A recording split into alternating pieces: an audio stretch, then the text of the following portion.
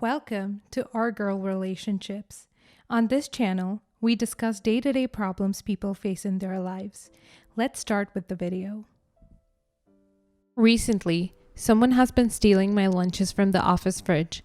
It's been happening every day. The first time I overlooked it, but then it started happening over and over again. So I had to go out and get food or I'd miss lunch completely. I was mad and even brought it up to my supervisor, in which they said that was completely messed up and it shouldn't even be happening. At one of our office meetings, my manager brought up the topic and told everyone it was unacceptable. However, if someone is financially suffering to the point where they need to steal someone's lunch food, then he's open to having a discussion with them. It didn't stop. Someone stole my food again. It seems like they're only exclusively stealing my food, which is puzzling since it isn't anything special. It's leftovers or healthier foods, salads, quinoa, stir-fry veggies, sandwiches. I contemplated on my options to stop bringing food completely or placing it in my bag, but the food might go bad if it's not refrigerated. Well, I decided to put hot peppers and concentrated pepper oil in my sub. If no one stole it, then that's fine because I actually like spicy food. But if someone did steal, then they would suffer for it. I told my coworker the plan, and they said it seemed like a good idea. Since if someone were to steal again, then it would be completely their fault. They shouldn't have been eating food that isn't theirs. An hour before lunch, we heard a wailing noise from outside the office. Someone rushed to our small lounge area for people to eat, including the office fridge, small kitchen, and pantry of snacks, etc., and turned on the water faucet. Someone went to check and I followed with other curious bystanders. There, I saw one of my coworkers dousing herself with a glass of water and my half-eaten sub on the table. The coworker had been a lady in her early 60s. She was having difficulty breathing, crying and moaning in pain. Her mouth was puffy and so red with saliva and snot running down her face. I feel so awful. I was expecting it to be someone that's within my age group, not one of the oldest co-workers in the office. I explained to my manager and he looked so fed up with the situation, but he didn't get mad at me at all and ushered everyone to go back to their work while he went to help and handle the co-worker. Not the a-hole. Age does not excuse theft. Guess the stolen lunch was hot in more than one way. If you can, eat every meal you bring yourself. If you can't, or it makes someone you unreasonably ill, you're the a-hole. Extra salt, sugar, or lime are much more safe ways to turn someone off eating your food. Well, I didn't want to physically harm anyone that was going to be eating my food. So I'm Korean and my diet consists of very spicy food.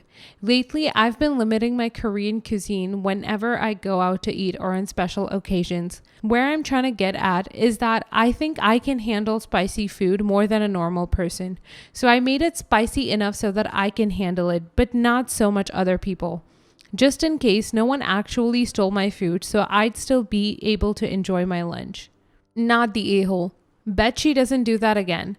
Maybe circle back with boss though. Ask why it was clearly her. Maybe she doesn't have the money to make her own food. You would be surprised how many seniors are on a tight budget. I honestly get why you feel bad seeing someone is in pain and knowing you had a part in it kinda hurts. But at the end of the day, you did what was necessary to stop someone from literally stealing what is yours. That lady is old enough to understand right from wrong. That must have been one good freaking sub if she still soldiered through half of it. In my defense, I didn't douse the whole sandwich in spicy oils and peppers, just in case the food wasn't stolen and I could still eat it.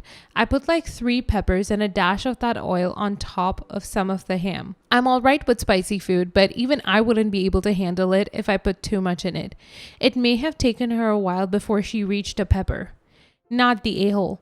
This is a somewhat common problem and I've heard of people doing horrific things to catch the person stealing their food, like putting laxatives in their food to make the thief practically crap their pants, replacing their coffee creamer with breast milk or other bodily fluids, etc. Making your sandwich extra spicy is pretty darn tame. It doesn't actually cause harm to anyone, just makes them kind of regret everything they've done in life for about 15 minutes. You handled it the best way. So I don't get it. I might have heard a story or two from people I personally know. I've mentioned this in a different comment. One of my friends had a coworker that disliked her, and he would, out of spite, throw her foods in the garbage. We never had solid proof, but we think it was him. But actually eating someone's food sounds brave. I would never eat a stranger's cooked meal. I've had girls at school put drugs in their smoothies and cafe lattes. I could never trust someone else's cooking unless I actually knew them. Well, I still wanted to eat it just in case someone didn't actually steal it. It was spicy enough to affect people that aren't used to it. I think the fact that she was old made the experience so much worse. I feel bad about it, like really bad. She had tears and snot coming down her face, plus she was coughing a lot. Totally not the a-hole. It wasn't an immature prank. It was a rational action to deter the person who is stealing your food, despite numerous warnings. Early 60s is not old at all. People are generally in peak mental condition and definitely the age where someone should know better. Stealing food is something a child learns not to do. The woman wasn't stupid. She just didn't respect you and your property. I totally understand why you would feel bad in the moment, but rest assured, I think most people would say you were totally justified in doing that. And actually, to me, it's satisfying to read that someone actually received proper consequences for their actions. If she was doing bad financially, she should have spoken up after the meeting. I've often thought of putting laxatives in my food if this ever happened to me, which would make me the a-hole, but you seasoned your food in a way you would actually eat it. Plus, she's technically stealing money from you because you paid money to make your lunches. It also seems really suspicious that it was your food every day. I would try talking to her about why she was doing it, and if things escalate even more, involve your manager again. Well, I'm 23. It just made me think it was a distasteful thing to do. Then again, if it wasn't anyone else that wasn't elderly, then I wouldn't have felt guilty. Well, thanks. It didn't feel satisfying to me at all, especially how my manager looked at me with this look of disappointment. He looked so tired and fed up with this nonsense. I didn't get in trouble at all, so there's that. So when my manager had mentioned a person's financial state, I didn't even think to consider that maybe some people can't afford their lunches. It made me feel a little guilty. However, it's still my food that I spend time preparing. Plus, all of my Tupperware was being stolen with the food. It was getting annoying to have to buy new Tupperware because of the theft. Yeah, I just added some oil and like 3-ish peppers that come from said oil into my sub. I use it often in my cooking. My friends often cough and tear up from the spices. I'm Korean, so I eat far spicier things. But I figure it would be enough for someone to stop eating my food. Honestly, from now on, I might just make ridiculously spicy food only I can handle for lunch, so I don't have to go through this again. Next story. Okay. So in short, my wife comes from a very crappy family situation. My wife has one sister. That sister decided that she liked to do drugs and married her drug dealer boyfriend. They eventually had 2 daughters who are only 10 months apart in age. They lost custody for obvious reasons when the youngest was 1, and they have lived at their paternal grandma since 10 years. The problem there is that grandma has played favorites hard for a decade with them, favoring the younger sister. Older niece got sick of it and became a behavior problem for grandma, so grandma started sending her away. She spent most of 2019 with us. When she went back, I guess the older niece was so insistent on returning home to us that grandma tried to cut us off entirely, but the girls kept in touch. Older niece was what I would consider normal communication. Younger niece used that communication to hurl insults and hateful things at us. I can only guess things she heard grandma say and was just repeating them, including threats of violence against us. End of 2020, grandma got sick of older niece again and sent her to live with her biological mom, and bad things happened. We filed a court order to get a niece when grandma found out and went and got niece and tried to pretend it was just a short visit, despite the messages we heard from my sister-in-law and niece stating otherwise. $35,000 later in court, lawyer fees, and we have custody of niece, and she's doing well, thriving even. I just heard from my younger niece last night. She demanded we come get her too. Now that her meat shield from grandma is gone, she's no longer the golden child that can do no wrong. Her life sucks, I'm sure. The thing is, I don't want her. In addition to my older niece, I have 4 biological kids of my own. They get along well with my niece. We knew that from when she stayed with us in 2019. Younger niece has been nothing but nasty to them. She has threatened violence against them, told us we should all die. I just don't want her in my home. Was talking to a family member about it, and they acted like I was insane for not trying to rescue both girls. But in my mind, the one asked for help and has shown she wants to do better in life. The other one has not. I cannot help somebody who doesn't actually want help. And I think of my own children and their well-being as well. The 2 girls fought together, like the older niece had bruises from the younger niece when I picked her up. She shows exactly 0 tendencies for violence here. I offered for my younger niece to come visit for a day or 2. She's never been in my home, to even see how she acts around us. Hell, she might hate it here and actually hate me and my wife. I'm a pretty strict parent and I have high expectations. I'm raising kids to be successful adults, not providing a life of leisure. But she refused and called me an a-hole for not even entertaining the idea of her moving there full-time immediately. Edit. To clarify some things, older niece is 12, younger niece is 11. They are only 10 months apart and they're nearly 13 and 12 now.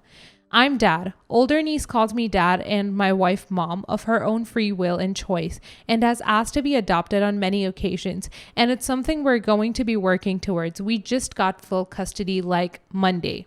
I'm getting judged a lot on saying that I cannot help somebody who doesn't want help. I stand by that. She blames all of her life problems on everybody else. She personally does not feel responsible for any part of her life situation or the breakdown of her relationship with her sister.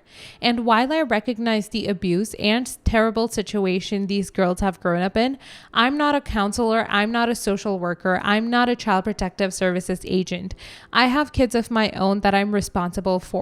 My parenting methods rely heavily on personal responsibility and understanding the consequences of choices, and that the only person you can influence is yourself.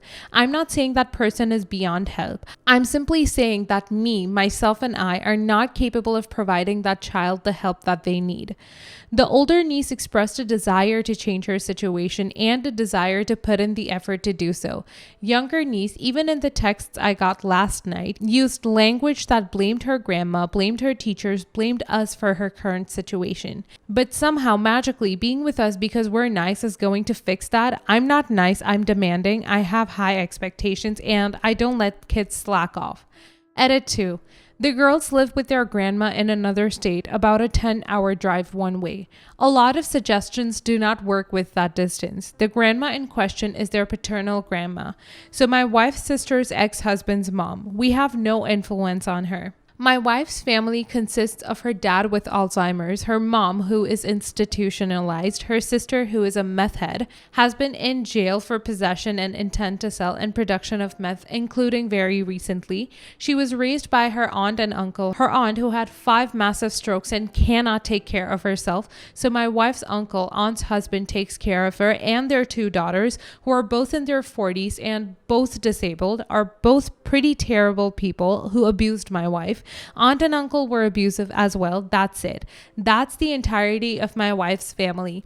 I do not have much to do with them because my mother-in-law lives 4 states away in an institution. We couldn't visit her even if we tried. My father-in-law is in long-term care and we visit him often. He doesn't even know who my wife, his daughter, is, so I have no relationship with him. He has no idea who I am, and we have done everything to cut my sister-in-law off because she stole my wife's identity on more than one occasion.